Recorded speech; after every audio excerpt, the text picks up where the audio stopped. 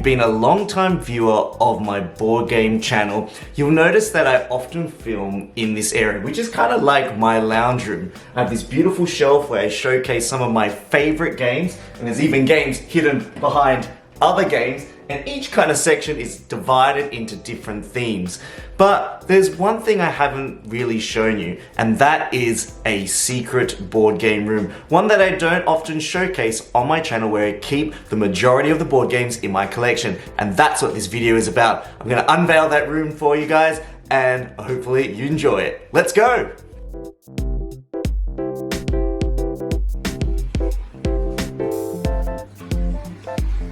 I just love looking at people's board game collections. I don't know if I like just being a sticky beak, but I just love the sort of games that people want to show off to their friends and their family and, you know, just really be proud of. And I think that's what I'm going to try and channel through this video. So as you know, I've always filmed a lot of my videos just using a camera and sharing a lot of my game collection through different video reviews and kind of just sharing my experiences with you as I go. I guess I kind of describe my channel as a bit of a board game vlog. So usually when I'm on this channel, I usually have this setup behind me, which actually is part of my lounge area. So sometimes I read here, sometimes I view some of my board game manuals and try and unravel how games particularly work. But there is a particular room that I just want to show you, and you might have often noticed that I showcase this aquarium a lot. There's Steve and Goby, my two goldfish, and I also have another tank on the other side of the room, and actually two ponds outside, one with a stream, one with a waterfall, which I might showcase to you later. But there's this particular white door that you might have noticed is often closed in the back of my videos. And today you're gonna see what is behind this mystery door. Now, before I show you what's in my collection, I just want to show you some of the games that I love featuring, not only in the background of my channel as you watch it, but also when guests come over to my house, and they often peruse this shelf first just because it looks so colorful. But there's kind of a really cool way that I've organized it. I like to organize my games not only by box shape, but actually I also like to organize them by theme. So here I've got the Japanese style games where I've got Bitoku, Iki, and then they've even got these rectangular box shaped games here that kind of fit snugly, and they kind of look like a set of old books, especially with this Messina 1347 game. Then I've got the T-series games down below with Tabanusi that I'm showing off at the moment. Then I've got Zolkin, Tekenu, Teotihuacan, and also thrown in a little bit of Imhotep in there, a little bit of Ancient World. Over here I've kind of got the train style games. I've got Maglev Metro, Whistle Stop, and Ticket to Ride Europe, but I'm showcasing Great Western Trail at the moment. Then I've got Ryan Lockett games down here, huge colourful collection. And then there's just kind of nature Euro games that I just really like, that I know that I can just kind of get out on the table one weekend and just play. And sometimes I often like to showcase brand new games that I often acquired, and this is my most recent acquisition. Wayfarers of the South Tigris. Beautiful game by Garfield Games. I'm really big fan of Viscounts of the West Kingdom and Raiders of the North Sea, and this bigger box game is one that I haven't played, but I've learnt already and I can't wait to get out. It's all about building a panorama, expanding onto the waters and the land and into the sky, and just building a cool tableau.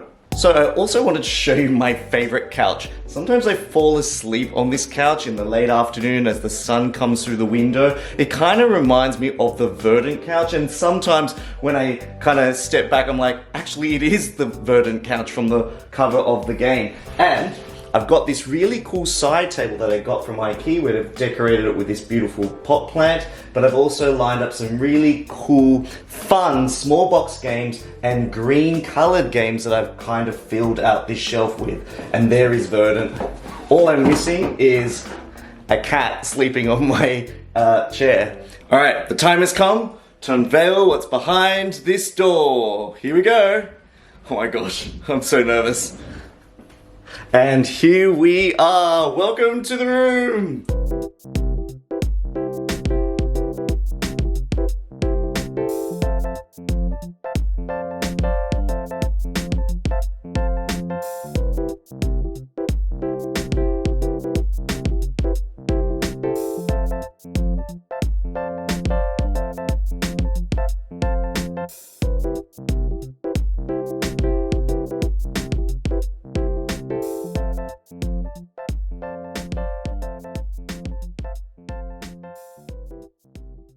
So, finally, welcome to my secret board game room. Something that I haven't really shared too much on the board game channel. There are a couple of skits that I sometimes film in this room, but a lot of the times, the reason why I haven't included this room as part of the channel is mainly because I haven't really felt like the room was ever finished. There were often board game boxes everywhere. There were shelves that I think were just kind of made the room feel really small and overpowering. But now I kind of feel like I've got the room to a spot where I'm really happy with it. I've got these really cool storage boxes that kind of double as a seat where I can put all like the little wires and electronic cords and small box games. I've got this cool couch that actually opens up as a single bed. So if you want to play board games and the game goes for a lot longer than you anticipated, then this is probably where you might sleep. There's also a little projector here where sometimes I might watch a movie and chill out, but really this room just kind of has all of my board games in it.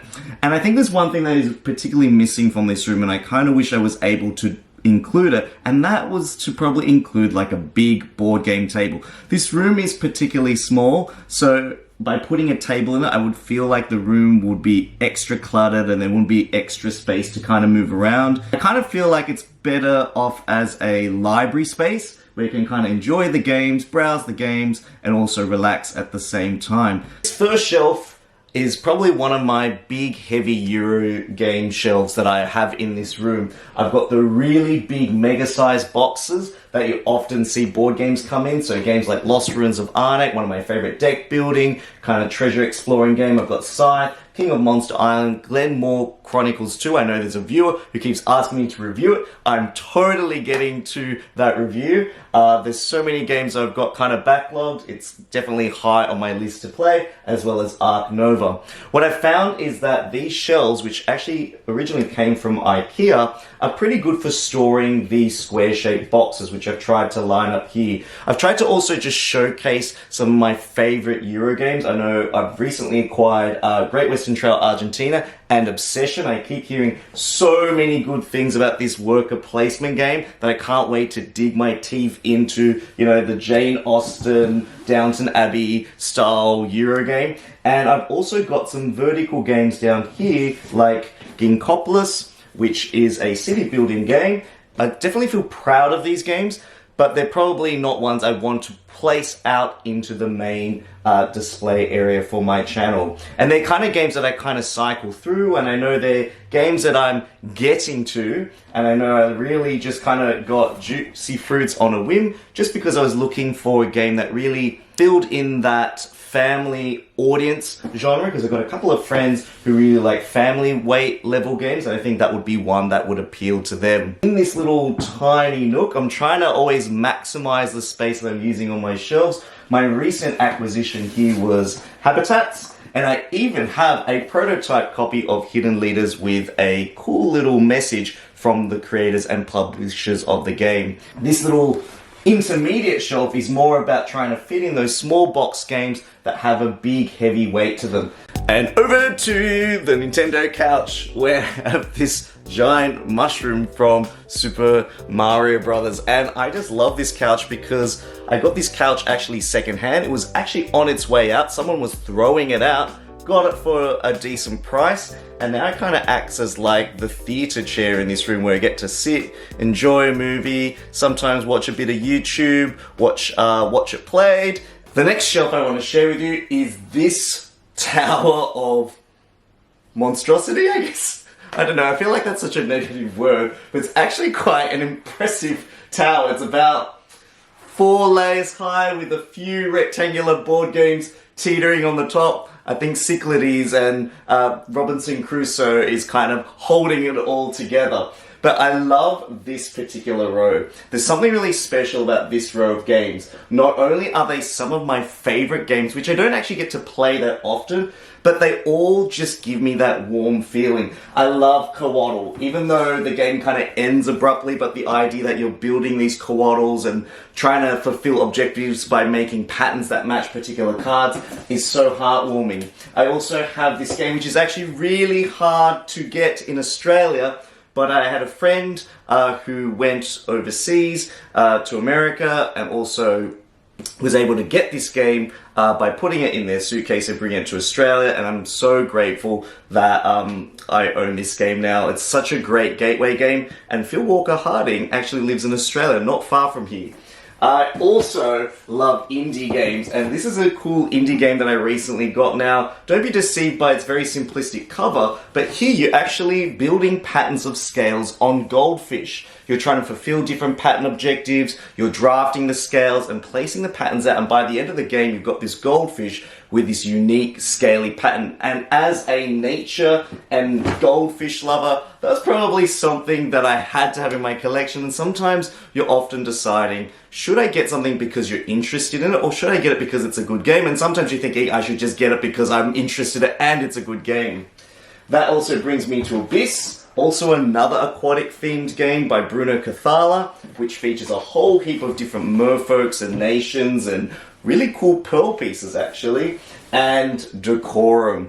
These are games that feel homely. They feel like when I play them, they're so warm and enjoyable that I just want to be reminded that when I walk into my board game collection, I want to be greeted with that really inviting feeling. Although we did play Decorum at 4 plays a couple of weeks ago, and it ended up being one of the most challenging experiences. In fact, even when we revealed all of our objectives, we still found it hard to complete the puzzle. Here I've got some medium box size games. These are just purely organized by shape, but also they are a curated and refined collection of family weight games that I just really enjoy. I've had so much fun with Telestrations. Such a great game for breaking the ice, as well as Junk Art and even Hive Mind. This is a game I saw in a bargain bin for $5, and I looked at it and I thought, oh, it's by Andrew Garfield, the guy who made Magic the Gathering. And then I actually took it to a weekend away with a group of friends, and it was such a hit. Such a great game. And then now I look back, I think, wow, it's probably the art that kind of deters you a little bit, but the game itself is so fun. It's basically someone reading a topic, everyone writing down the options for that topic, and the more that you match, the more points you're going to get. And the more that your answer doesn't match, the less points that you're going to get. So you try to fit in with the rest of the group and what they think is the most common answer. It's like Family Feud. It's so quick to play, so fun to get out. And then up here I've got my more rectangular shaped board games. Oh, I love Alexander Pfister's Isle of Skye. I've also recently acquired Glow, this beautiful black and white game featuring really cool colored dice and a cool map. And I've got also Nagaraja and World's Fair. World's Fair really surprised me with its cool Euro area control mechanism. And at the top, which I dare not climb the furniture to reach, so I'm just going to extend it up here, are some other games that I probably haven't played as often, but I still really love, and I still hope to get them out again to the table. So over here I've got my cool Super Nintendo setup where I've kind of curated a lot of the games that I had as a kid. So I used to have a Nintendo Wii, Super Nintendo, Donkey Kong Country 1, 2, and 3 were probably my favorite games to play on Super Nintendo, followed by Super Mario World All-Stars. I've even got these kind of cooler little amiibos that kind of unlock bonuses when you play them on the Switch. The one thing I want to show you is this awesome illustration. Now, you might have seen this in a previous video, but this illustration was actually given to me as a gift, and it's probably one of the best and most heartfelt gifts that I've ever received. And it's just the thought behind the gift that really makes it so special to me. The fact that the people that gave me this gift actually researched who I was, they found photos, and then they knew that I love traveling and nature and board gaming and fantasy, and they just kind of encapsulated it into this beautiful illustration. They found an illustrator who worked locally, who was really into kind of anime and Japanese style drawings, and they got this made for me. It's probably one of my favorite gifts of all time, and it has a very special place in my heart just because when I opened this gift and I saw this, I just thought, wow, I was almost looking at like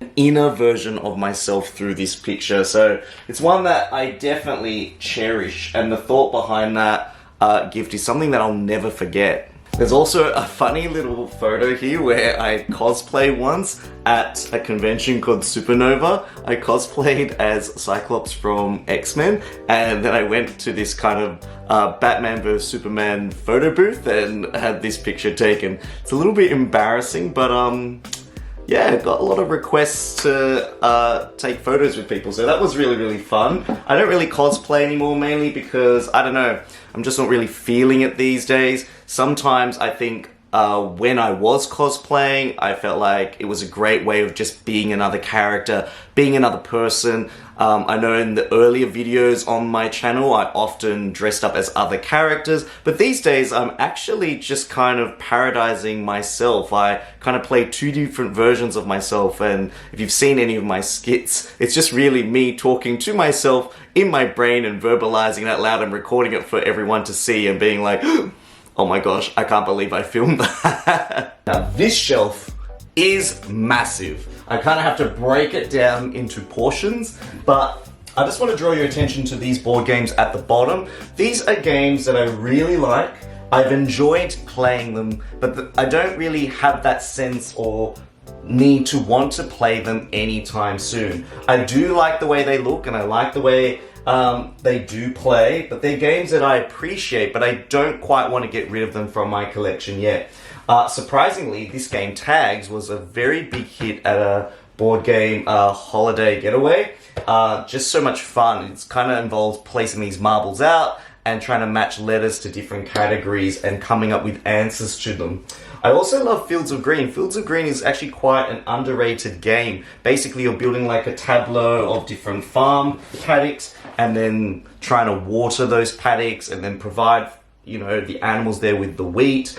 It's a very great spatial engine building game, which kind of gets really big towards the end in terms of table space. Selenia is a game that features cards with holes in them, and you've got this kind of blimp that rotates and flies around the planet. And the way that it works is that you move the planetary tiles and you keep shifting it along, and the board kind of shifts between day and night. And I do love the DeVere line of games, where I've got games like Red Cathedral, and I recently acquired Bamboo, a game about decorating your house, your family home, placing offerings and incense sticks to shrines, and then trying to fill your house full of items that maintains a lovely balance inside. Moving further up the high rise of board games on my shelf, the highlight or standout games here are Dune Imperium. Fantastic deck building game, kind of uses that Ascension deck building mechanic, but then has this worker placement element to it. Fantastic game, full of cool, interesting decisions that feels a lot more crunchy than Combat Light.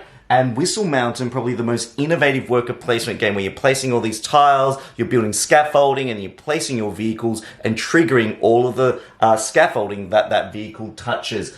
Gods Love Dinosaurs, such a great game. If you're into nature, this is one that simulates the food chain, food web system of natural interactions in such a beautiful and elegant way. There's one game here I do want to showcase, and that is The Gardens. Mainly because this game is so close to home. Not only is it based on an Australian theme, but the Botanic Gardens in Sydney is absolutely spectacular. If you ever get the chance to visit Australia and you come to Sydney or go to Brisbane or Melbourne or any other part of Australia, Australia is such a big country with some spectacular scenery and some spectacular and unique wildlife that you will not see anywhere else. And this game encapsulates that feeling of visiting the city of Sydney so well. And when you're actually standing in the Botanic Gardens, looking out from Mrs. Macquarie's chair over at the Harbour Bridge and the Opera House, or if you're standing at the Opera House touching the actual roof tiles of the Opera House, it's actually such a surreal experience. And, you know, living in Australia, I've come to appreciate, and I've travelled quite a few different places around the world. I've been to Switzerland, Italy, the UK, America, Canada. There's just no other place like Australia. It's so isolated in some ways from the rest of the world, especially when it comes to delivering Kickstarters. We're often near the end of the queue, but just Australia's such a beautiful country, and I know that I'll always love Australia. Up here we have the line of party games or word style party games, ranging from my favorite, Decrypto, all the way to Masterwords, so Clover and Last Message. Master, which is like based on Mastermind, where you're kind of deducing a word based on eliminating clues. And then up here you've got my favorite 2-player board games, which I've showcased here on the left. And then over here, some more 2-player games, as well as small box games that I've recently acquired that are going to appear in a future video. So I know I've barely scratched the surface when it comes to showing you this game room, but I just wanted to give you a quick impression of what this room was like. What are some of the games that kind of feature in my collection that I really love and I really cherish? And I hope that that's given you a little bit of an insight into who I am as a board gamer, but also what this channel is all about. And this channel is really all about sharing the love, building a sanctuary, a safe place to play games and express who you are, what you love, and just being appreciated for it. And I really appreciate all the people that have subscribed to the channel, people who've supported, people who've commented, and I know that I often don't post a lot of videos often, so when I do post a video and I see the comments behind it and how positive and supportive they are, you know, it really just warms my heart a lot. And I know that I really love board games and I love connecting with you through this channel, and it means a lot to me that I can do this without a budget at all, let's be frank, and I know I'm just kind of sitting here in my pajamas, but it's just this honest nature and this connection that I have with you that makes this worthwhile. And adding board games and plants and fish on top of that, which are some of my other side interests, just makes this so worthwhile. So if you really enjoyed what you've seen so far, don't forget to hit the like and subscribe button. I would really appreciate it and absolutely adore you for your support. If you really want to go that extra step further, don't forget to head over to my Patreon page. And if you're already a Patreon supporter, your names are going to appear in the credits roll. Otherwise, there's a whole plethora of other Board Game Sanctuary videos on my main page. Don't forget to check it out. This is Danny signing out. I hope to see you again next time. Goodbye.